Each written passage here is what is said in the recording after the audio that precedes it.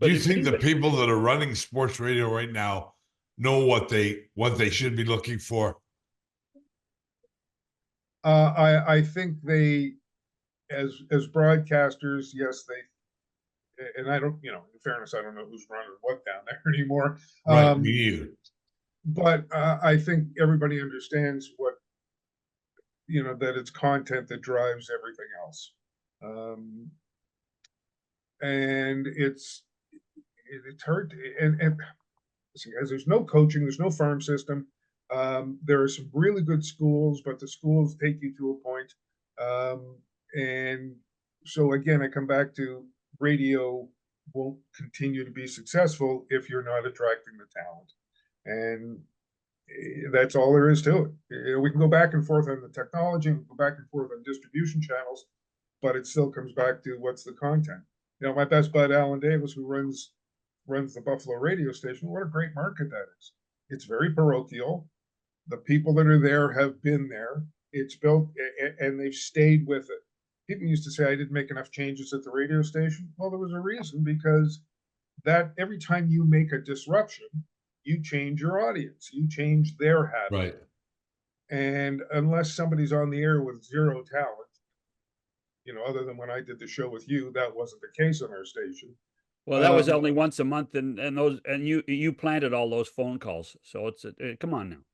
No, we really didn't. I mean, yeah, we did. Okay. No, no, we didn't. But here, you bring up a good point about Buffalo. And I think, if people, the border cities, there's a chance to compare, what goes on in Detroit and what goes on in Seattle. There seems to be a different passion for sports radio in America than there is in Canada. And at the same time, when you look at, am I wrong?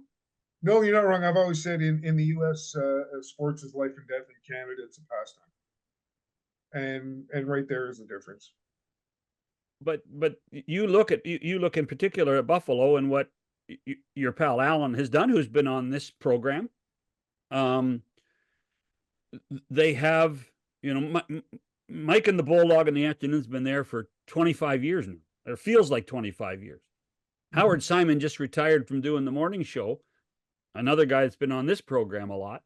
And they have two professional sports teams. Two. And they have, yes. And they're able to create content on a daily basis. Alan's content is, we'll talk about the Bills. Yeah. And then when we're finished talking about the Bills, we're going to talk some more about the Bills.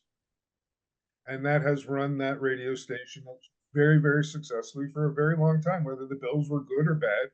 Don't get me wrong. Obviously, the Sabres take up a fair amount of time and talking about leagues and the other, the business side. But what are we going to talk about today? I don't know. How about the Buffalo Bills?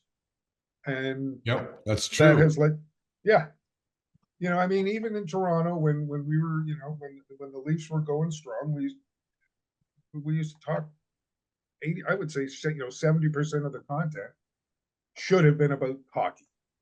Yeah, it wasn't always, but you've got to go where the people are. Well, yeah, I guess. I mean, my sense is that in Canada, sports radio has been dismissed or ignored by the people in media, in broadcasting.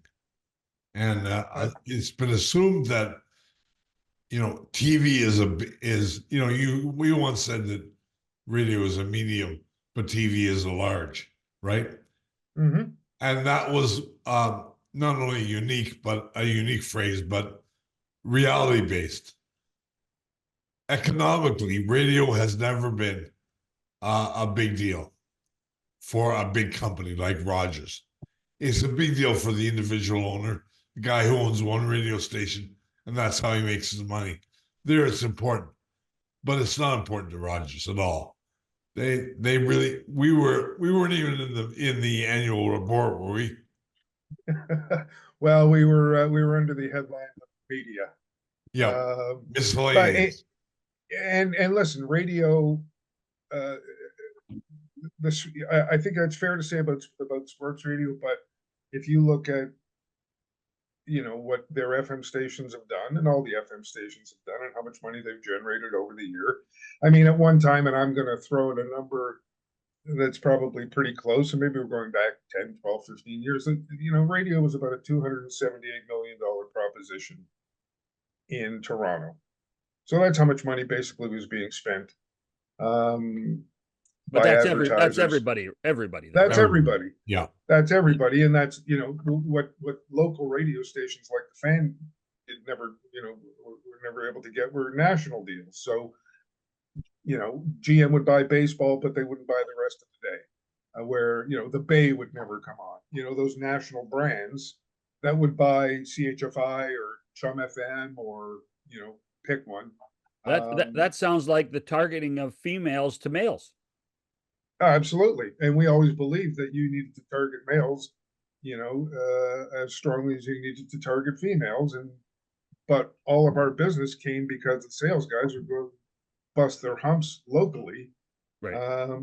Because we weren't part of agency buys on national business, if that makes sense to anybody listening. Yeah. For the most part, you're right. We did have national buys on primetime, though.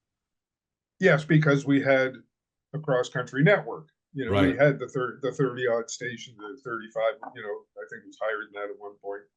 So we did pick up some national business, but I got to tell you, that was a fight. Yeah. Oh, no, I can understand that. Yep. Because you were still essentially telling the advertisers you're targeting men 25 to 54.